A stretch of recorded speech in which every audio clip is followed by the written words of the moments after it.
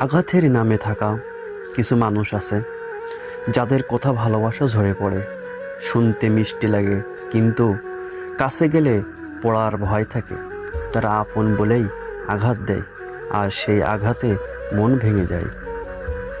এই মানুষগুলো নিজের ভুল দেখতে পায় না, সব দায় গিয়ে পড়ে সেই মানুষটার উপর।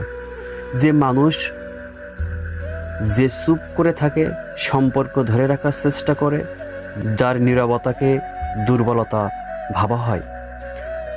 যখন কেউ সরে যেতে চায়, তখন শুরু হয় আবেগের পাঠ। তারা বলে, আমি তো ছিলাম পাশে। কিন্তু যদি থাকার মানে হয় বারবার কষ্ট দেওয়া হয়, তাহলে সেই থাকা ভালোবাসা নয়, সেটা কেবল আঁকড়ে কাউকে ধীরে ধীরে ভেঙে দেওয়া হয়।